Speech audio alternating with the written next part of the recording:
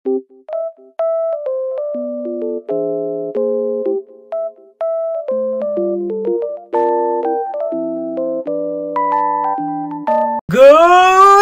afternoon guys! So welcome sa panibagong vlog. At ayun, kung mapapansin ninyo, bakit nakalabas ang aking maleta? Chu. Anong meron? Magsa-start na po ako ngayong alisin yung mga laman nito. At ito, gusto ko lang i-share na ito yung binili namin ni El last time na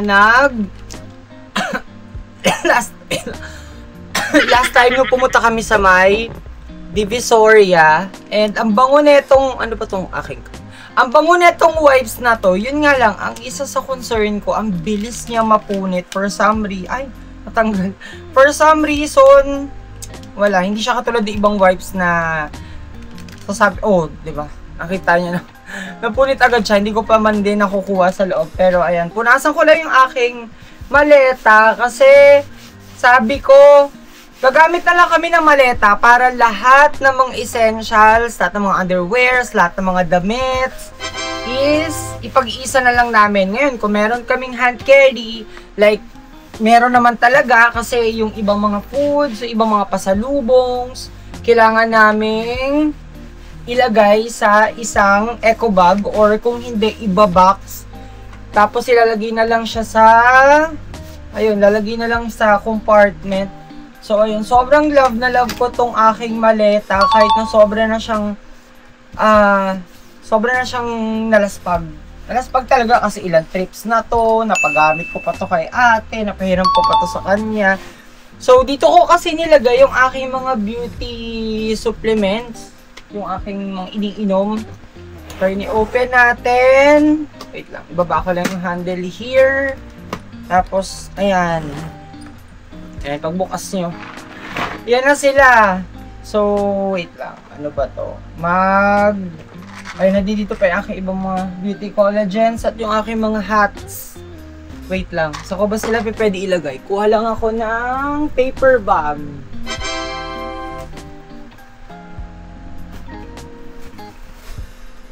Ayun, since meron naman ako netong binili ko from Fisher Mall na eco bag, dito ko na lang ilalagay. So ayun, maglalabas na ako here ng aking niacinamide from Prestige International. Ayan siya, tapos iba ko mga Yuta capsules. Ay wait, kailangan ko na rin palang ilabas itong aking mga beauty talks kasi kailangan na siyang mainom. So yung certificate from, basta nandito. Nandito yung aking graduation certificate. And then yung mga pinagkukuha ko from, not sponsored, from Sogo. Ayan, nandito. Pero in-advisean, meron pa pala akong mga drinks dito. In-advisean ko na si Pat na mag-ready na para hindi kami mag-ahol sa oras. Para kung meron man kaming ibang time na pwede pa mas magawa, is hindi kami yung naghahabol ng oras, yung kailangan, yung rush na rush, yung kasi iniiwasan ko at yun talaga yung hindi ko gusto guys kapag sobrang rush na rush yung mga bagay, lalo na aalis na agad-agad. So, ayan. Tapos, yung iba ko pang mga, mga pouches, kailangan maalisan ko siya ng laman para malagyan din namin siya. Ano pa ba? Nandito pa pala yung aking shakies na card. So, nandito na sila lahat. Then, ano pa ba? Yung mga sabon. Itong aking certificate. Yeah, ilabas ko na nga para mabilhan ko na din ng frame para mapa-frame ko na rin siya at i-move ko lang dito. Actually, tapos na rin naman ako magpa-laundry ng aking mga damit para meron akong maasikaso kasi today is Monday, so tomorrow, Tuesday, Wednesday, pupunta kaming Divisoria, mamimili kami doon ng ibang mga candies. Although late na ata for trick or treat. Pero, ay, nakahabulin pa rin namin kasi kailangan. Ayan. Tinext ko kasi yung meron kasi dito sa amin na store na nakita ko siya sa Facebook. Tapos, may one time, kailangan ko ata ng Japanese mayonnaise nun. So, nagpa-deliver ako since kabilang barangay lang naman sila. Sobrang lapit lang. So, nung dineliver, ayun, nagbayad din ako. At ano pa ba mga pwede kong wait lang. Open ko muna tong, kunin ko yung aking key. At, ayan. Dito ko kasi kukunin yung aking mga organizers. Sobrang trusted ko talaga to mga organizers na to. Angat lang natin. Yan, parang mas maganda yung frame. Sobrang trusted ko tong aking organizers na nabili last year kasi sobrang gamit na gamit talaga sila. Like, yung malaking version na ganito, na kay Patricia. Ang dami kasi ding laman yan. Asan yung maliit na version? Nga pala guys, itong aking bag, ano na siya, parang mini-maintain ko siya, like pinupunasan ko siya. Meron kasi ako ditong parang leather softener. So, pinupunasan ko lang kapag kailangan na siyang mapunasan at meron pa akong shaver here. Pero yung mga coins, tago na lang natin sila dito. And yung ibang mga peras. Tapos ito, pang microphone kasi siya. So, ilagay ko na lang din here. Tapos merong shaver. Ilagay ko na lang kay Pao. Kung gusto niya mag-shave. Di ko alam kung madadala ko yung aking kung makakapagdala ako ng aking microphone. Kasi for some reason, hindi ko rin naman nagagamit si microphone. So, para saan pat madadala siya. Pero, nagbabalak akong magdala din ng bag. Yeah. Magdala ako ng extra bag para marami akong choice. Magbabakasyon. Actually, sobrang excited din ako. Excited din kaming lahat na umuwi. Si Daddy, di ko alam kung makakasama ba siya sa amin. Si Pao, si Isha, at saka ako, yung sure na makakasama para sa aming trip going to North. Kasi ang tagal na rin nung last time na umuwi kami dun sa province. Actually, yun yung province sa side ni Daddy. Ayan, i-adjust ko lang yung aking. So, going back. Yun yung side. Sa side ni Daddy yun. Pero, tagal na rin kasi parang, I think, 2017 or 2016. Nung last din kaming umuwi doon. At, ayun, ang laman pala netong organizer na to is another organizer din. Yung mas malaking version. Ayan, ang dami ko pa palang soap dito. So, ayan, hindi ko na to, eto na lang yung siguro magiging toiletry pouch namin. Lahat na kami makikinabang dito sa toiletry pouch na ito. So, ayan, ano pa ba? Itong maliit, di ko alam kung ano. Yeah, pwede ko lagyan to ng mga aking supplements. Or yung aking mga iniinom. Like, pwede ako maglagay ng juice. Yan, yung mga coffees.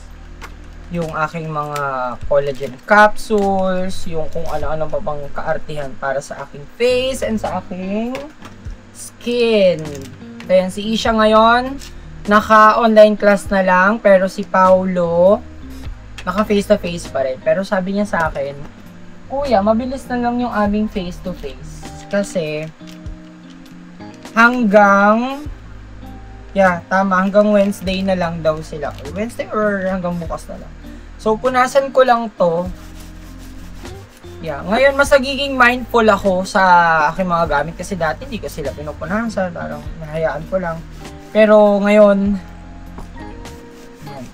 for the punas-punas, at tsaka wait lang, update ko kasi baka binagaano na aking ka-meeting. So what's this? Okay, nag-text yung ano ba to? Nag-update yung pinagmamasahihan namin ni El dun sa malapit sa Eastwood. Yan, punasan ko lang to. Pero mamaya, i-double punas ko siya ng yung leather cleaner para mas mag-shine siya. Ito ang tatagal na nito guys. At ang mura ko lang to nakuha. Nabili ko to sa Shopee. Not sponsored, pero ayun. Nasa ko rin itong loob. Yan, meron pa natitirang mga coins. And, ayun. Di ko alam kung ano mangyayari sa... Ay, ito pa pala. Hindi ko alam kung ano mangyayari po. Si El, pabigla-biglang nag-aaya na naman sa Fusion Alley. Actually, nandito na ako sa Kahabana, Espanya. And, hindi ko pa alam for some reason, bigla ako naaya. Thank you po. Bigla ko naalala na what if kumain ulit kaya ako ng piyaya? Ayun, napabili tuloy ako. Pero, ayun, tikman natin. Ang binili ko is ube. Sabi ni El, ay, sorry. Nag-aambon, kaya, ay, nag-over siya. Pero, uy, tikman na natin tong piyaya. Daming students. So, nakakamiss na, alam mo yun, mag-aral ulit, pumasok ulit kasi actually isang taon na rin since nung last ako na pumasok sa school. Ayun, nakakamiss lang pero at the same time hindi kasi siya for me, hindi kasi ako yung students na talagang passionate pagdating sa pag-aaral, pero hindi na pare elaborate ko. Ang sarap nung ube flavor na piyaya. And ayun, tatawid ako sa kabila para sakto kapag baba ni El, doon na kami magkikita or dito na kami magkikita.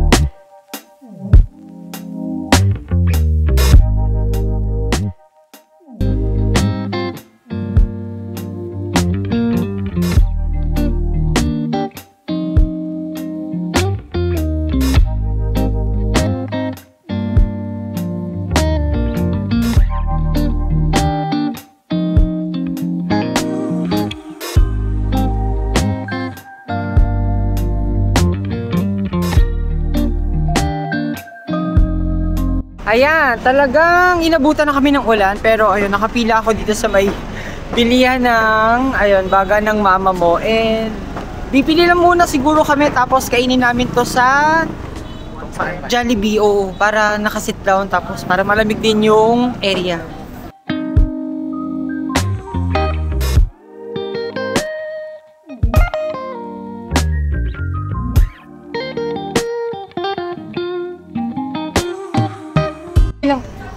Napaka-simple lang ng rason kung bakit na naman bigla nag-aya dito si El. Nagugutom daw siya.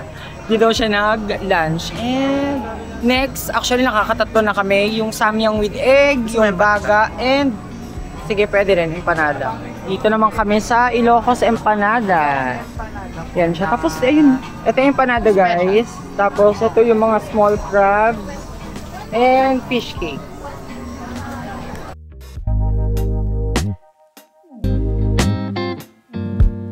Kami kumain last time guys sa James and Cheng. At ayun si Elo, grabe, sige, lakad ng lakad. Yan. Ayan na siya.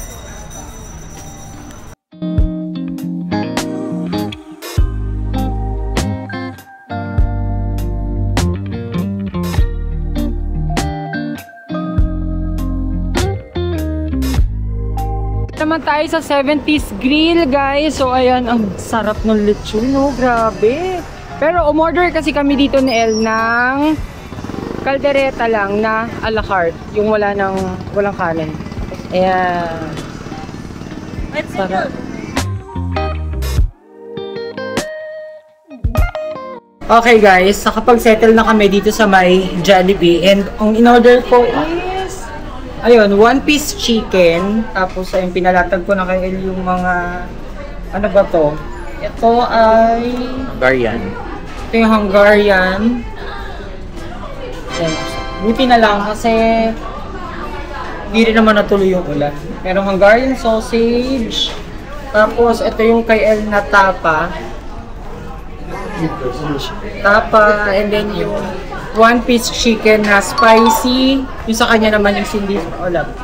Tapos, bumili din kami ng ito. Samyang omelette. Ano ba yung nandito? Ito ay yung a la carte lang na purong lechon, walang rice. Although, meron din naman option doon na may rice. Tapos, empanada. Baga. Tapos ito, kaldereta. Tapos yung baga. Hilatag mo na yun dito. Kakain lang kami. Time-lapse muna, guys.